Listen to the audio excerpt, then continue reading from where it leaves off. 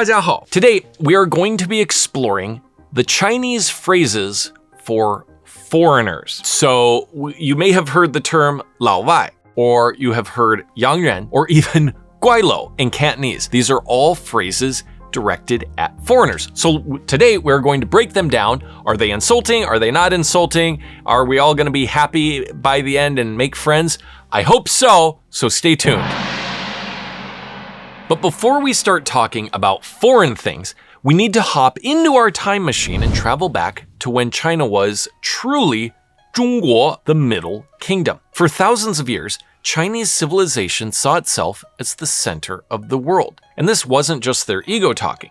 To its credit, for much of history, China really was one of the most technologically advanced, culturally sophisticated, and economically powerful countries in the world. To put this in perspective, when Rome was but a budding empire, China already had centuries of advanced bureaucracy. Not sure if that's a good thing, but they had it. When Europe was going through its dark ages, China was already blowing stuff up with gunpowder. Again, not sure if that's a good thing, but they were certainly doing it. When Columbus was discovering America, Chinese ships had already been all the way to Africa. This superiority complex, let's be honest, if you're in their shoes, you might have a little bit of a superiority complex as well, significantly influenced how Chinese people perceived and labeled outsiders. All right, so let's break down each term, starting with our aforementioned and probably the most common designation, Lao Wai. Interestingly, even though Lao technically means old, it's actually often used to express respect and sometimes familiarity, right? So you'll hear words like 老师, teacher, 老板, boss, and even the honorific name Laozi, the founder of Taoism. You know, the guy who rode on an ox and wrote the Tao Te Ching, one of the most mind-blowing books ever written ever. It's also used when referring to old friends, right? 老朋友, an old buddy, right? And if you have a buddy with the last name, like say Wang, you can call him Lao Wang, right? And he doesn't even actually have to be that old, right? So like for me, my name is Tang Rui. So you could call me Lao Tang because I am not old at all, right? I mean, it would be ridiculous to think that. Anyway, to take it a step further, it's also used when referring to certain animals. Sounds insulting. Anyway, 老虎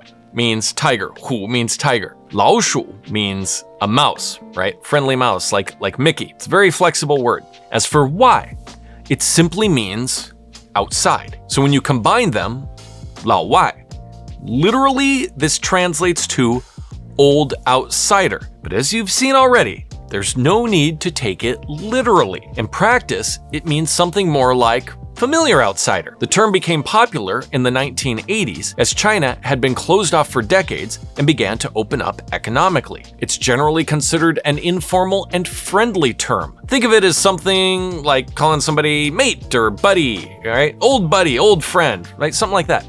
It's casual, but not necessarily disrespectful. That's an important thing to note. There has been some contention about using it in official texts because some people could take offense, and it's definitely not very formal, so you won't see it on the news or anything like that. Instead, even though Lao Wai remains the most common designation in older circles, the newer generations, as well as in formal use cases, tend to use more neutral terms, like Wai Guo Ren, outside country person, right? That's just a foreigner. Or simply specifying the person's nationality with the words like 美国人, America person, or 英国人, England person. On the other hand, the term Yángrén, literally ocean people, has more historical roots. So the term Yang was simply another word for ocean. But as international interaction increased during the Ming dynasty, it evolved to also mean overseas, as in the people from overseas, right? So not mermaids, but people from overseas, from different continent. Finally, when maritime trade really took off during the subsequent Qing dynasty, the word came to represent foreign or Western things in general, even though the word West is technically Xi. As a result, Yang became a part of many other phrases that would refer to Western things, such as Yang Fu, Western clothes, 洋气, Western style, 洋葱, Western onion, because the Chinese onion, if you just say 葱, it is actually referring to the green onion or a spring onion. Nowadays, yang is rarely used anymore, but Yángrén still carries more formal connotations than Lao Wai due to its historical pedigree, and it's likely what you'll come across in older historical texts and literary works. What about the real character for West? See, well, now that yang has fallen out of general use, in some cases, the phrase 西方, literally west side or west direction, has taken its place. Therefore, these days, you will instead see terms like 西方社会, Western society, 西方文化, Western culture, 西方国家, Western countries. Onions, though, are still called 洋葱, right? It's not called 西方葱. That's ridiculous. Now, moving on, I gotta warn you, here's where things get a little spicy. The Cantonese Gwai Lou, or guìlǎo in Mandarin. The term originated in Hong Kong during the British colonial period, where Gwai means ghost and Lao means fellow or guy. So it's not exactly the same Lao as Lao Wai. It's not old, it more just means like a guy, right? A dude. So literally, they are calling people ghost guys, referring to the pale skin of Europeans. No offense taken, unless you take into account that the word Gwai for ghosts also means tricky.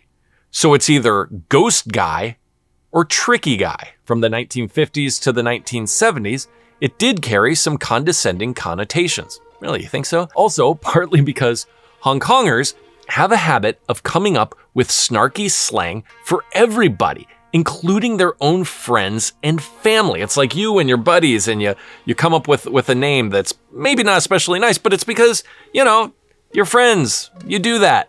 So it's a little bit like that. And this phrase, with double meaning, both of which are mildly insulting, but not too bad, really took off. Get out. I don't teach Gwai Lou. How did you know that we were Gwai Lou? Now, as the city blossomed into a hub of international commerce and cultural exchange in the 80s and 90s, the term's judgmental roots began to melt away and was often used in a more casual and joking manner. By the 2000s, it became more like an endearing nickname and no longer implies ill will in and of itself. It's kind of like an old name that they used in the past. It sounds funny now. Many expats in Hong Kong have now actually reclaimed the term for themselves, and they even wear it proudly. However, opinions on it can still vary, and can very much depend on who's using it and how it's delivered. Generally speaking, it's probably better to err on the side of caution, but for what it's worth, I think it's a pretty funny phrase. And so, just as China's relationship with the world has evolved